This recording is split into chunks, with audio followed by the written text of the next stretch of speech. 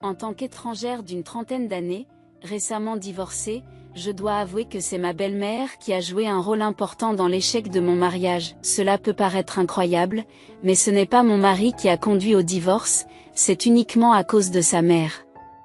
Certains peuvent me considérer comme hypersensible ou particulière, mais la vérité est que j'ai enduré d'immenses souffrances à cause des actions de ma belle-mère. Elle ignorait totalement les bonnes manières et ne montrait aucun respect à l'égard d'autrui. Non seulement elle était excessivement matérialiste, mais elle était aussi d'une méchanceté sans pareille.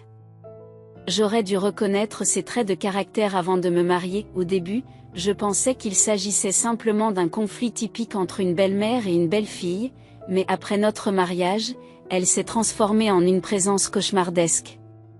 Permettez-moi de vous parler de ma situation actuelle en m'appuyant sur une analyse approfondie des données. Selon les chercheurs en sciences sociales, les enfants qui grandissent dans les zones rurales ont tendance à avoir un QI inférieur à celui des enfants élevés en milieu urbain. Cependant, je semble défier ces statistiques, car j'ai été considérée comme un prodige bien que j'ai été élevée dans une campagne reculée, ce dont ma mère peut témoigner. Alors que les élèves issus de milieux privilégiés ont souvent recours à des cours particuliers pour améliorer leurs notes, je me suis contentée de regarder des émissions éducatives sur PBS et je me suis toujours classée premier de toute l'école. Je parle aujourd'hui avec fierté de cette réussite, mais en réalité, je n'avais guère d'autre solution que les chaînes éducatives pour occuper mon temps. Pendant mon enfance, j'ai beaucoup profité du visionnage de divers documentaires et émissions éducatives. Bien que je sois née en ville, ma mère et moi avons déménagé dans la maison de ses parents à la campagne après son divorce. Malheureusement, ma grand-mère est décédée alors que j'étais à l'école primaire, laissant à ma mère la responsabilité de gérer un petit restaurant qui lui avait été légué. Nous avons donc continué à vivre à la campagne jusqu'à ce que j'entre à l'université. Bien sûr, comme j'étais jeune et immature, je me sentais frustrée par le manque de divertissement et d'endroits intéressants à la campagne. Cependant, avant que je ne puisse exprimer mes plaintes, j'ai vu ma mère travailler sans relâche et lutter pour joindre les deux bouts. Cela m'a incité à me concentrer sur mes études et à convaincre ma mère de m'autoriser à poursuivre des études supérieures en ville. Par conséquent, je me suis consacrée à l'étude de manière intensive, avec des pauses minimales pour manger et dormir. J'ai délibérément évité de me faire des amis, car je pensais qu'ils entraveraient mes études. Ma détermination était de fréquenter une université prestigieuse afin de trouver un bon emploi et de réussir. Ce vœu m'a servi de mantra personnel, m'hypnotisant et m'incitant à croire en mon potentiel. L'excitation et l'impatience m'envahissaient, car je me rappelais constamment que les souhaits désespérés pouvaient se réaliser. Cette croyance s'est concrétisée lorsque j'ai été acceptée à l'université d'Harvard avec beaucoup de succès. La fierté que ma mère ressentait pour moi était évidente, car elle m'a fourni un appartement à Cambridge et des fonds suffisants pour mes dépenses. Cependant, lorsque je me suis aventurée seule et que je me suis séparée de ma mère, j'ai remarqué un changement important chez elle. Elle semblait plus âgée et plus petite, ce qui m'a fait culpabiliser de ne pas m'être mieux occupée d'elle. Je l'ai encouragée à donner la priorité à son bien-être et à consulter un médecin dès qu'elle se sentait mal. Je l'ai rassurée en lui disant qu'elle ne devait pas s'inquiéter pour moi, car je m'occuperais de tout. J'ai insisté sur l'importance pour elle de se faire examiner régulièrement par un médecin, tandis que je me concentrais sur mes études. Déterminée à améliorer notre situation, je me suis promis de gagner suffisamment d'argent pour que ma mère vienne vivre avec moi en ville. D'ici là, j'ai poursuivi avec diligence diverses entreprises, toujours dans le but d'atteindre la réussite financière. Ma confiance en un avenir prospère n'a pas faibli alors que je me consacrais à mes études et que je poursuivais sans relâche la carrière que je souhaitais. Par conséquent, obtenir l'emploi que je souhaitais n'a pas été aussi difficile que prévu. Je m'étais longuement préparée tout au long de mes études, m'assurant que j'étais bien équipée pour toute opportunité professionnelle.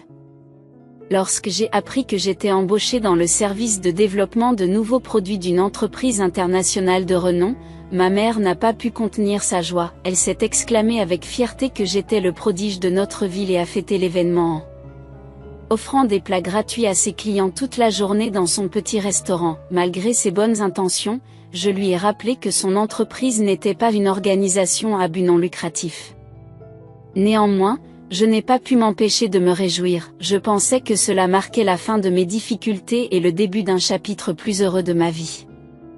Ma mère m'a conseillé de ne pas me surmener et de prendre le temps de profiter de la vie. Cependant, elle était loin de se douter des efforts secrets que j'avais entrepris pour atteindre mes objectifs. En souriant, j'ai reconnu ses paroles sans révéler mes réalisations cachées. Au fond de moi, je souhaitais qu'elle aussi prenne le temps de profiter de sa jeunesse et de sa beauté. Néanmoins, ma détermination à gagner de l'argent rapidement et à lui offrir le plus luxueux des condominiums est restée inébranlable. C'est fascinant de voir que vous rêvez d'une vie extravagante et de la voiture la plus chère. Mais laisse-moi te dire, ma chère fille, que la poursuite de tels désirs matérialistes risque d'accaparer toutes tes années de jeunesse. Ne vous laissez pas tromper en pensant que les appartements de luxe ou les voitures de luxe sont l'incarnation d'une bonne vie. Il y a quelque chose de plus que cela, et c'est quelque chose que tu dois découvrir par toi-même. Il est temps pour toi d'explorer tes propres passions et intérêts sans chercher mon approbation. Tu mérites de profiter de la vie parce que tu as déjà fait de moi la personne la plus heureuse en me montrant ton potentiel. Cela me suffit amplement. Après avoir entendu les paroles de ma mère, je n'ai pas pu m'empêcher de me demander ce que ce monde avait d'autre à offrir que de simples possessions matérielles. Ma curiosité est restée sans réponse jusqu'à ce qu'elle soit révélée par quelqu'un d'inattendu, mon ex-mari. Nous nous sommes rencontrés au travail lorsque j'étais plus jeune et qu'il était de 6 ans mon aîné. Il se distinguait dans notre service, non seulement par sa belle apparence, sa grande taille et son grand sens de l'humour, mais aussi par ses capacités exceptionnelles. Alors que les autres femmes au travail étaient attirées par lui, j'ai gardé mes distances. Je me suis plutôt efforcée de le surpasser en termes de professionnalisme et d'efficacité, déterminée à obtenir des promotions plus rapides. J'acceptais des tâches supplémentaires avec beaucoup de diligence, ce qui attirait l'attention de notre chef de service et nous plaçait finalement dans une position concurrentielle. Ironiquement, au milieu de cette rivalité, notre relation s'est renforcée et nous sommes tombés amoureux l'un de l'autre. Il ne comprenait pas pourquoi j'étais distante à son égard et se demandait si quelque chose n'allait pas entre nous. Je l'ai rassuré en lui disant qu'il n'avait rien fait de mal. Mais j'ai admis que j'avais gardé mes distances. Intrigué, il m'a expliqué que lorsqu'une femme prend ses distances avec un homme, c'est généralement parce qu'elle ne l'aime pas beaucoup ou qu'elle a des sentiments pour lui. Comme il n'avait rien fait pour me contrarier, cela ne pouvait que signifier que je l'aimais bien. Je trouvais sa logique amusante, mais ces mots ont touché une corde sensible en moi, réveillant mes émotions. Comme ma mère l'a dit un jour, j'avais peu d'expérience en matière de relations amoureuses, aussi ces avances m'ont-elles submergée comme un raz de marée. Je n'ai ressenti aucune animosité ou compétition à son égard lorsque je l'ai considéré, et je n'ai donc vu aucune raison de rejeter l'intérêt qu'il me portait. Nous avons gardé notre relation secrète sur notre lieu de travail pendant environ 2 ans, car mon mari a commencé à travailler avant moi. Il était exceptionnellement compétent dans son travail. Naturellement, j'ai été plus performante que mes collègues et j'ai rapidement obtenu une promotion. Au cours d'une conversation informelle entre collègues, il a évoqué le sujet du mariage. Bien que nous ne sortions pas ensemble depuis très longtemps, il a exprimé son désir de m'épouser, citant nos fortes similitudes et notre compatibilité. Je partageais ses sentiments, mais je pensais qu'il était sage de procéder avec prudence et de passer plus de temps ensemble avant de prendre une décision. J'avais encore envie d'apprendre, de grandir et d'accomplir davantage de choses. En outre, ma mère se réjouirait de notre mariage. Comme nous avions tous deux des emplois différents, je ne voyais aucune raison pour qu'il quitte son travail simplement parce que nous étions mariés. Ce serait un gâchis. Se marier ne changerait rien de négatif, cela ne ferait qu'améliorer nos vies. En fait, j'avais déjà informé ma mère de notre relation et elle était impatiente de le rencontrer. Je lui ai demandé s'il avait également informé sa mère de mon existence. Il ne l'avait pas encore fait. Je me suis alors demandé s'il avait vraiment l'intention de m'épouser. Je suppose que je me faisais des idées. Je m'excuse de vous accabler de ces pensées, ce n'est pas que je ne veuille pas me marier, mais je ne me sens pas encore tout à fait prête. Cependant, je crois que tu es la personne avec qui je veux passer ma vie. J'ai juste été surprise que tu parles de mariage plus tôt que je ne l'avais prévu. Compte tenu de votre âge, il est raisonnable de penser à épouser quelqu'un que vous aimez. Je n'ai personne d'autre à épouser, alors marions-nous. Une fois que nous serons mariés, je promets d'être encore meilleure. Je traiterai ta mère avec le plus grand respect et la plus grande gentillesse. Il m'a convaincue avec sa proposition enthousiaste, et ce n'était qu'une question de temps. J'ai donc accepté sa proposition et j'ai rapidement commencé à me présenter à sa famille. C'est à ce moment-là que j'ai commencé à avoir des conflits avec ma future belle-famille. La première impression que j'ai eue de ma future belle-mère était frappante. Elle avait un physique imposant et une voix imposante. Ses manières la faisaient ressembler à une femme puissante, de type Amazon. Malgré cela, j'espérais que nous pourrions nous entendre, en supposant qu'elle avait une personnalité unique. Cependant, après une brève conversation avec elle, j'ai eu un sentiment, nous ne pourrions jamais combler le fossé qui nous sépare. Je pensais avoir raison d'hésiter à me marier, mais son comportement ressemblait à une tentative d'affirmer sa domination et de me montrer qui était le chef. Je pensais également que je ne devais pas me montrer vulnérable, mais c'était une erreur de ma part. Cela l'a poussé à me mettre au défi de repousser les limites et de voir qui sortirait vainqueur. Nous étions heureux en apparence, mais à l'intérieur, nous nous livrions en silence à une bataille féroce. D'un autre côté, mon beau-père était plus petit et parlait doucement. En raison de la forte personnalité de sa femme, il paraissait plus petit en comparaison. Inversement, alors qu'il était calme et passif, ma belle-mère m'a posé des questions sur mes parents, et j'ai répondu honnêtement qu'ils avaient divorcé quand j'étais jeune, et que je vivais avec ma mère qui tenait un petit restaurant. Elle s'est ensuite enquise de l'absence de mon père, me demandant s'il avait eu des problèmes de jeu ou des problèmes avec les femmes. J'espérais qu'il ne s'agissait pas de violence domestique, même si cela peut mettre mal à l'aise, il s'agit d'une question importante. Je ne me sens pas mal parce que, à ma connaissance, mon père aimait tellement ses amis et les gens qu'il négligeait sa famille. Oh, je vois. Eh bien, cela suffit, il aurait été préférable que vous apparteniez à une famille plus riche en tant que belle-fille. Néanmoins, comme vous êtes diplômé de l'université de Harvard et que vous travaillez dans la même entreprise que mon fils, je suppose que c'est acceptable. Cependant, je ne tolérerai pas que mon fils soit constamment influencé par votre mère. Certaines belles-mères traitent leurs gendres comme s'ils étaient leurs propres fils, mais je déteste cette idée. Tout comme vous n'êtes pas ma fille, mon fils n'est pas le fils de votre famille.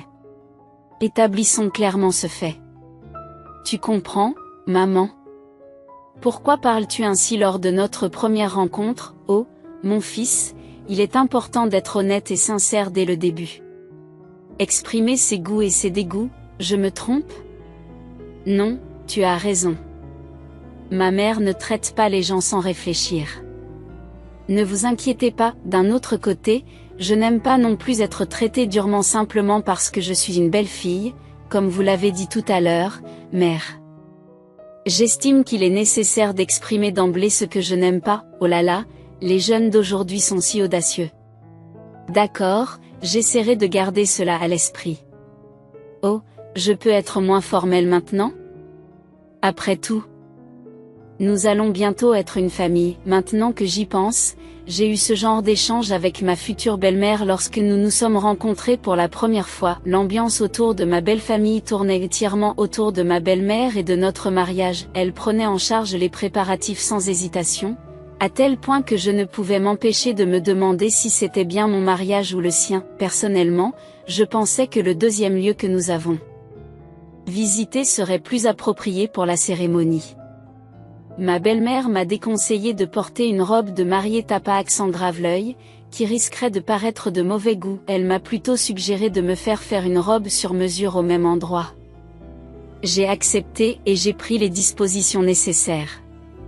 Cependant, je ne pouvais m'empêcher de me sentir gênée par son ingérence constante dans toutes les décisions concernant mon mariage. J'avais dressé une liste de cadeaux de mariage pour nos proches et j'ai demandé que nous établissions un budget à cet effet. J'ai également indiqué que je contribuerais financièrement à notre maison de jeunes mariés et aux dépenses liées au mariage. Malgré cela, j'ai exprimé mon mécontentement face à son implication excessive. J'ai fait de mon mieux pour la tolérer aussi longtemps que possible, mais je lui ai laissé entendre un jour que j'avais besoin de plus d'autonomie dans l'organisation de mon propre mariage. Je me souviendrai toujours de la façon dont elle m'a regardé pendant cette conversation. J'apprécie ces tentatives d'aide, mais j'aurais préféré organiser les cadeaux de mariage nous-mêmes car, après tout, c'était notre mariage. Je trouvais frustrant qu'elle essaie de se mêler de tout. Avant même de faire officiellement partie de leur famille, elle semblait me chercher des noises. C'était ironique, étant donné qu'elle m'avait précédemment conseillé d'être franche à propos de mes préférences. Je garderai son conseil à l'esprit. Mais Kevin et moi voulions être les seuls à prendre les décisions, d'autant plus qu'elle ne couvrait pas toutes les dépenses.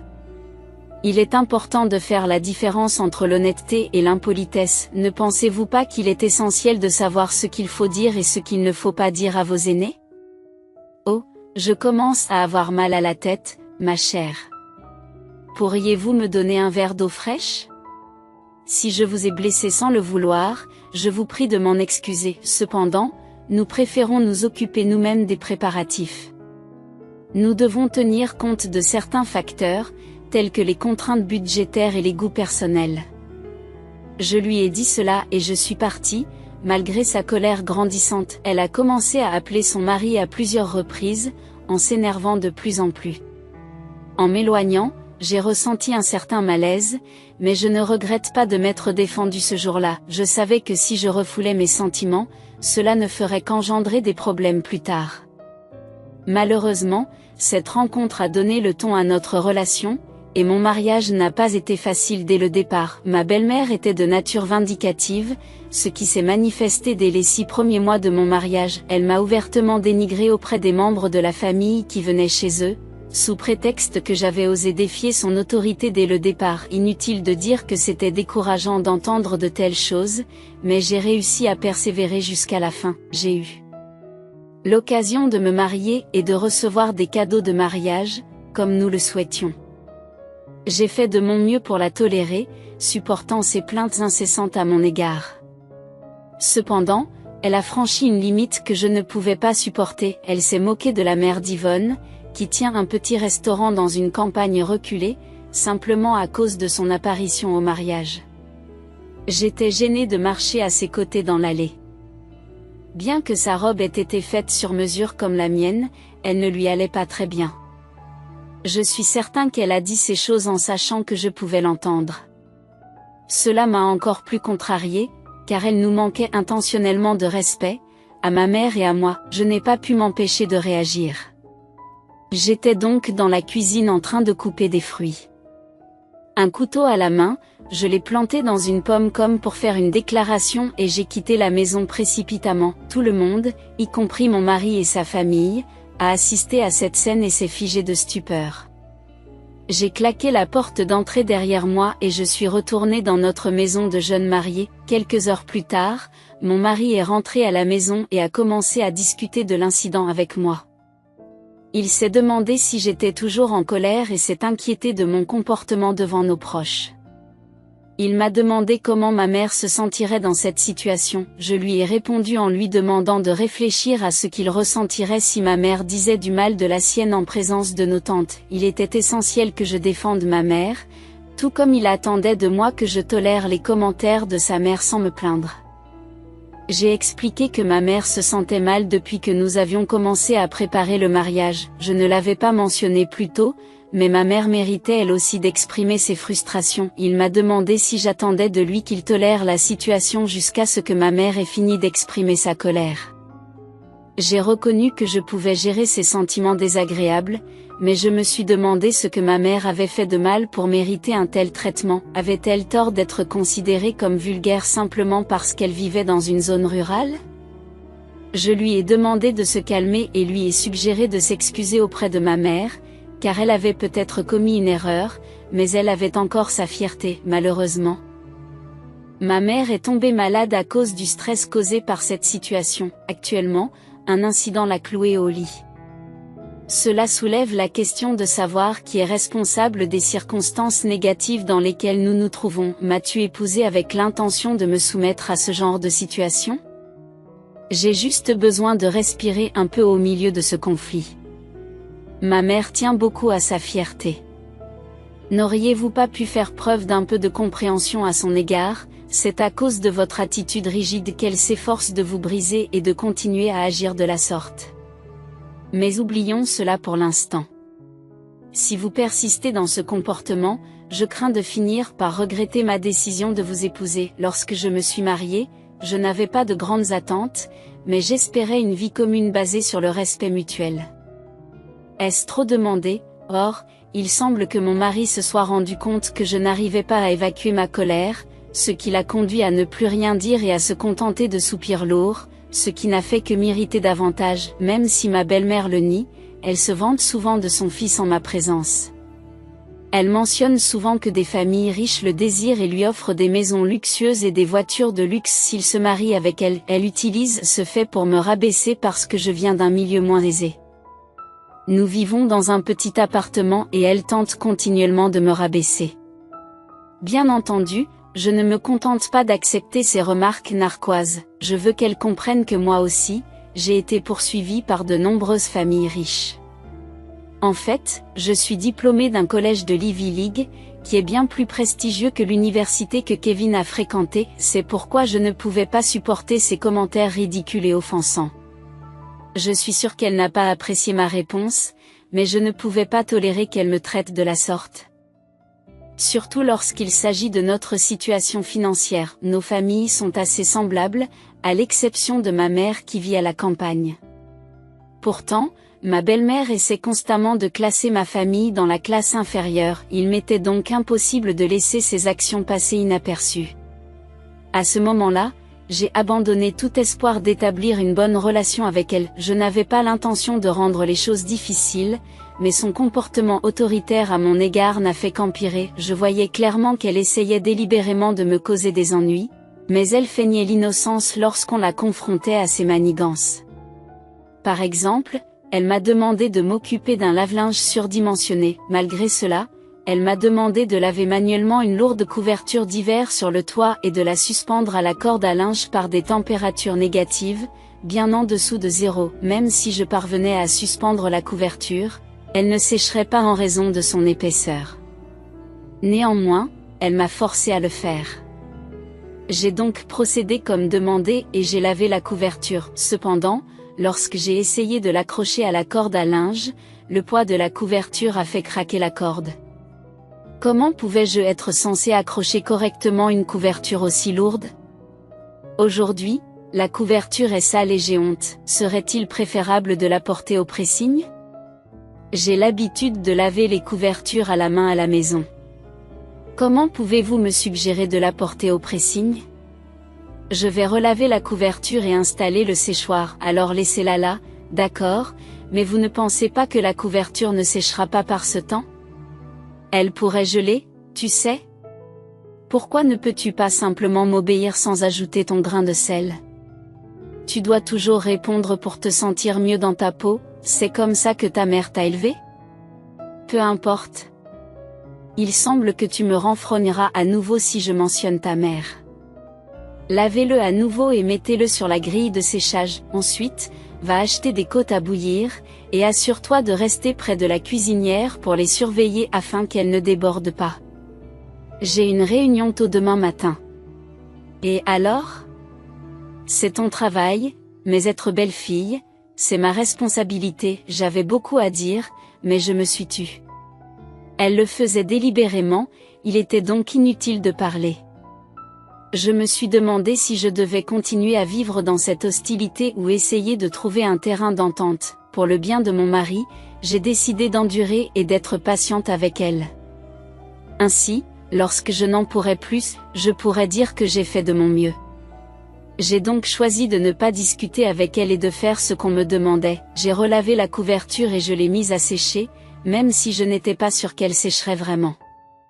J'ai regardé les côtes bouillir sur la cuisinière tout en me préparant pour ma réunion, et j'ai à peine dormi. Bien que conscient des difficultés auxquelles je faisais face, mon mari était préoccupé par un nouveau projet de travail et ne me prêtait aucune attention. Déterminée à ne pas le perdre, j'ai fait des heures supplémentaires jusque tard dans la nuit et je suis restée au travail sans me reposer. C'est alors que ma belle-mère m'a appelé. « Tu as passé la nuit au travail ?» Je n'avais pas l'intention de lui dire, mais comment pourrais-je épouser une femme comme vous qui est si dévouée au travail ? Vous devriez travailler après avoir préparé le petit déjeuner de votre mari. Je lui préparais toujours un petit déjeuner chaud et complet tous les matins avant qu'il ne parte au travail. Je me sentais épuisée, mais son appel m'a instantanément réveillée. Ce n'est pas comme si j'étais en train de glander quelque part. Elle m'a bouleversée en me grondant comme si j'avais commis un grave péché. Et je n'en pouvais plus. Je lui ai dit que je ne ferais pas ce genre de travail. Bien sûr, elle est devenue furieuse, et mon mari s'est également mis en colère, me demandant si j'essayais d'éviter d'être la belle-fille de sa famille. Vous savez quoi ? Si vous continuez à vous comporter de la sorte, je ferais mieux de quitter mon travail. Après tout, mon salaire est plus élevé que le tien, et comme nous n'avons pas encore d'enfants, je peux facilement subvenir à nos besoins à tous les deux. Tu n'as pas à t'inquiéter de prendre soin de moi, car je prendrai soin de toi. Mettez-vous en doute ma capacité à le faire ? Si j'envisage de démissionner, c'est parce que tu es constamment en conflit avec ma mère et que tu utilises le travail comme excuse. Pensez-vous que votre mère agit de manière appropriée ? Il est évident qu'elle est impolie et méchante avec moi, mais je continue à la tolérer et à faire ce qu'elle dit. Avez-vous déjà dû laver une énorme pile de linge par un temps glacial alors que vous dormiez profondément et que vous étiez bien au chaud ? Je l'ai fait et je suis allée travailler en dormant peu. Je ne m'en suis pas plaint, alors pourquoi en parler maintenant ? Suggérez-vous que c'est le devoir d'une belle-fille d'endurer ces choses ? Eh bien, qu'en est-il du devoir d'un gendre ? N'avez-vous pas promis de bien traiter ma mère ? Quand l'avez-vous appelée pour la dernière fois ? Les excuses comme être occupé ou avoir des horaires différents ne suffiront pas. Vous manquez de respect à ma mère. Ne change pas de sujet. Je sais que tu n'es pas stupide, alors arrête de faire semblant de ne pas comprendre. Mets-toi à ma place et tu trouveras la réponse. Tu défends ta mère ? Tu me déçois vraiment. Depuis ce jour, mon mari et moi nous sommes éloignés l'un de l'autre.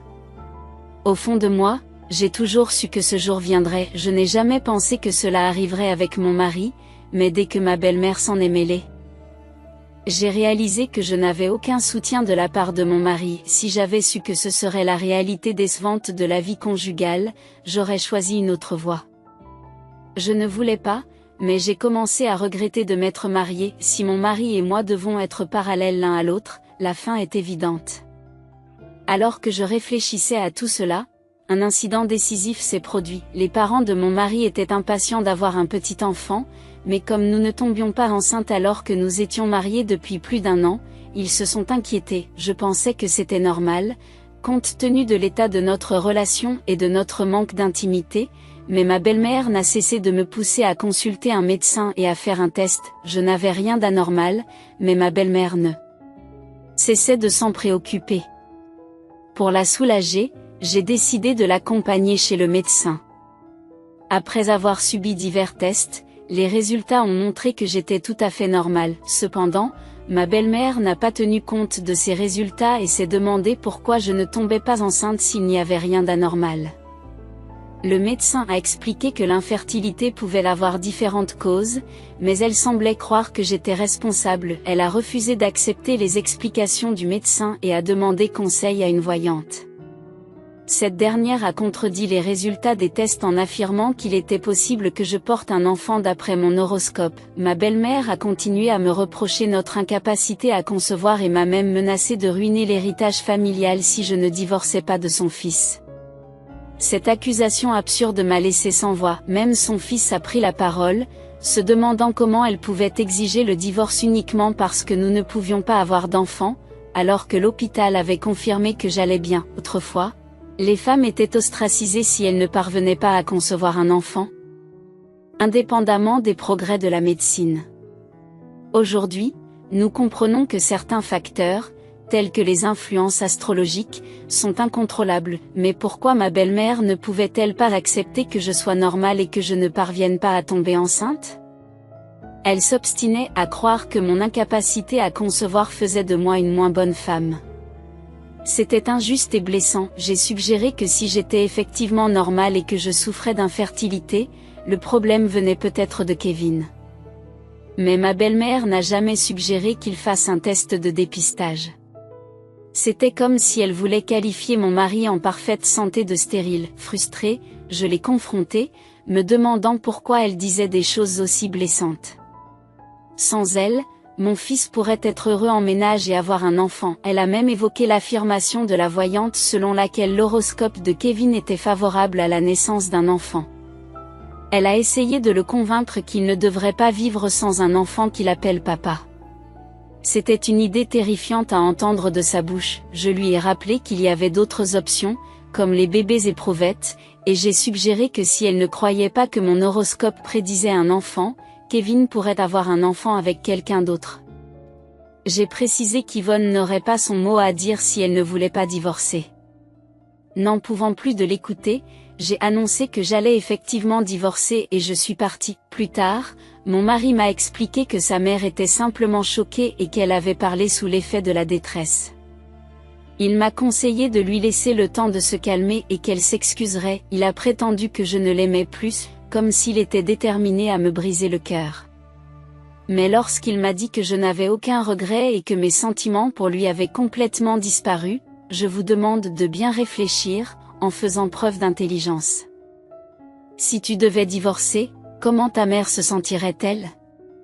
Je sais que vous tenez à votre mère comme à une fille. Comment pourriez-vous lui apporter une telle tristesse? Contentez-vous de l'endurer et de la tolérer. Je n'ai pas l'intention d'avoir un enfant hors mariage, mais ne devrions-nous pas essayer? Il doit y avoir une solution, s'il vous plaît. Vous êtes si lâche. Est-ce que vous considérez vraiment le point de vue de ma mère, en suggérant que je devrais tolérer le traitement injuste de votre mère et rester silencieux? Est-ce vraiment ce que ma mère désire? Je t'ai épousé parce que je t'aimais, mais pourquoi devrais-je prendre en compte ta famille? Elle n'a aucune importance, même si tu es diplômé de Harvard. Qui voudrait d'une femme issue d'une famille modeste qui ne peut même pas concevoir? Abandonne, calme-toi et reste à mes côtés. Je n'ai toujours pas l'intention de t'abandonner, j'ai dit à mon mari, qui me parlait avec un air de supériorité, que je pouvais effectivement vivre sans lui et que je demandais le divorce immédiatement. Le lendemain, je lui ai présenté les papiers du divorce. J'ai ensuite rassemblé les fonds que j'avais dépensés lors de l'achat de l'appartement, ainsi que les économies que j'avais accumulées depuis notre mariage.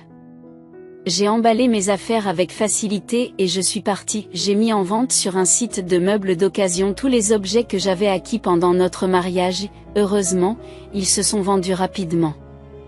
J'ai volontairement fixé des dates d'enlèvement à bas prix, et notre maison de jeunes mariés s'est vidée en une journée. Tu as perdu la tête? Nous ne sommes pas encore divorcés, je n'ai pas encore signé les papiers. Vous devez rendre les meubles. Rendez-les. Ces objets ont été achetés avec mon propre argent, et c'est toi qui n'as pas signé, mais je l'ai déjà fait. Je n'ai pas l'intention de vivre comme tu le souhaites. Allez-y et épousez quelqu'un de riche et de prestigieux. Je me demande si elle pourra supporter ta mère grossière, mais quoi qu'il en soit, dépêche-toi de signer les papiers du divorce. Si ce n'est pas le cas, j'intenterai une action en justice pour le contester. Mon mari a été choqué de trouver la maison vide et m'a appelé, mais nous nous sommes disputés et je lui ai raccroché au nez.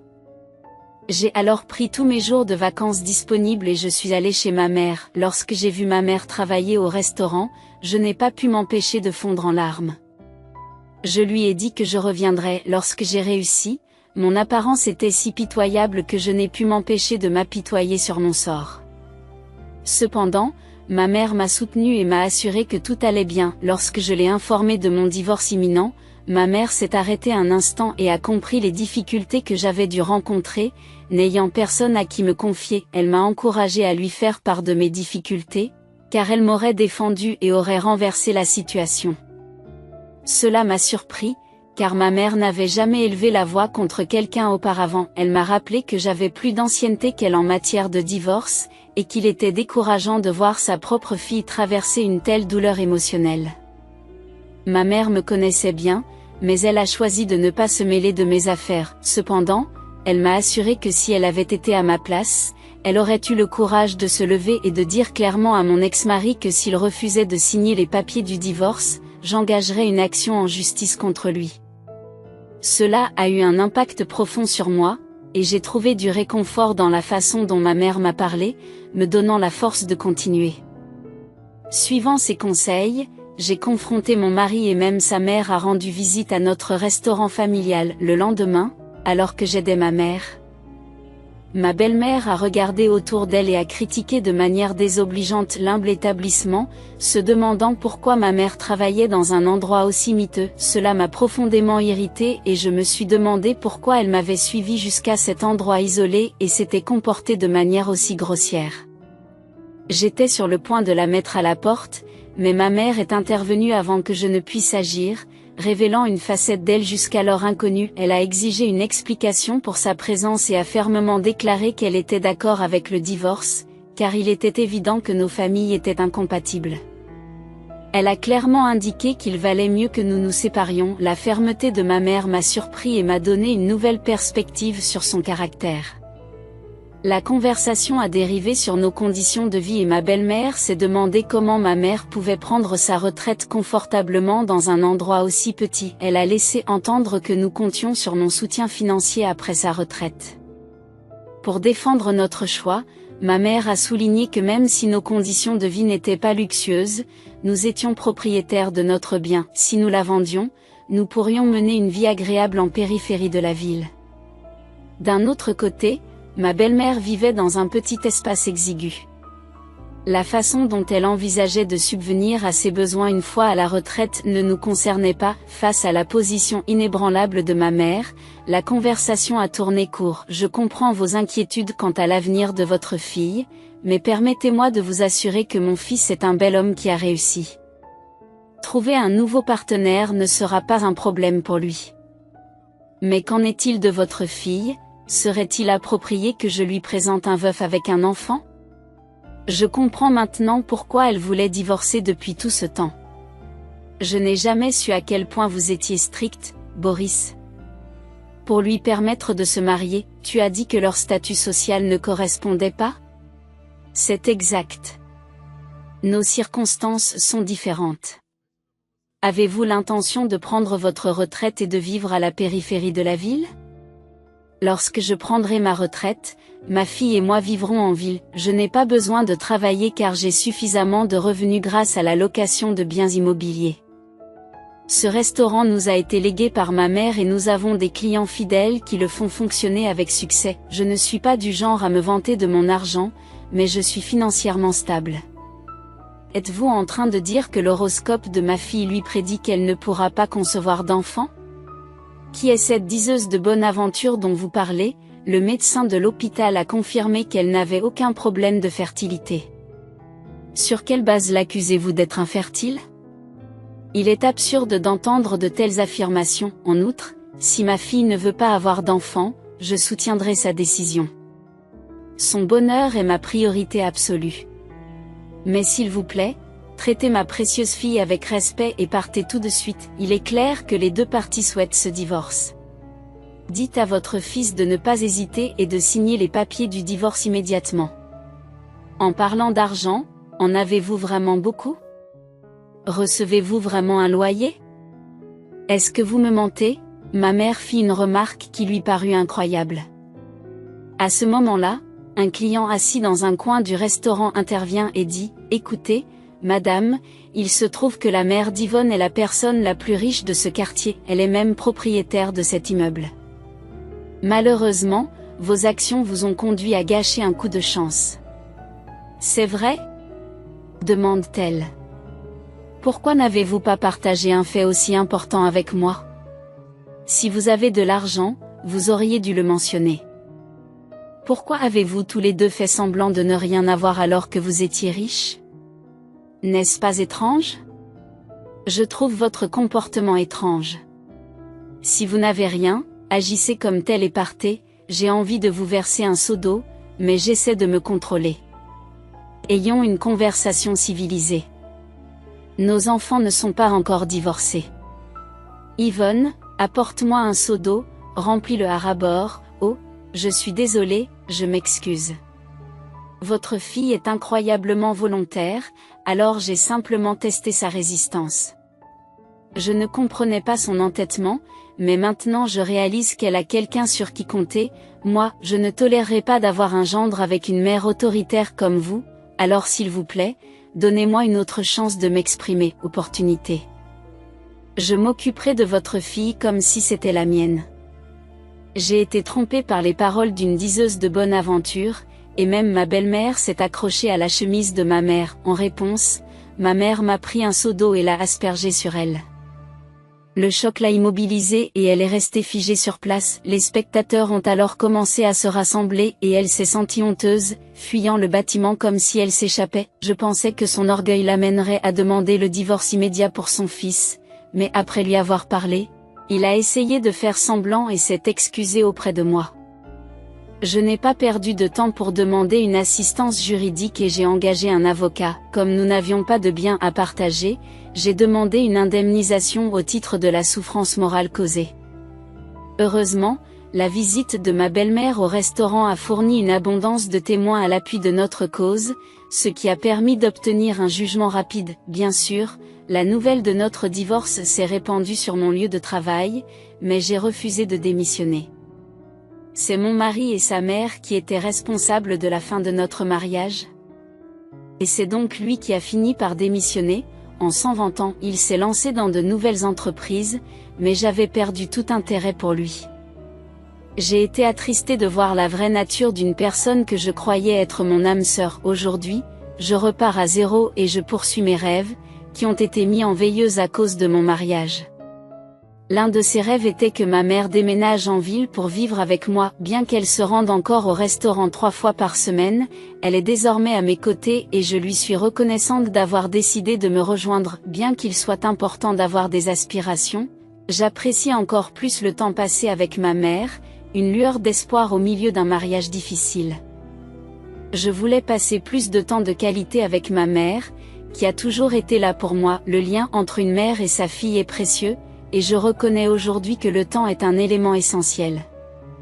Quand j'étais jeune, je m'efforçais de trouver le bonheur dans les circonstances qui m'étaient données. Il y a longtemps, ma mère m'a encouragée à découvrir ce qu'il y a de mieux dans la vie. Je crois que j'ai trouvé ce qui m'apporte vraiment de la joie.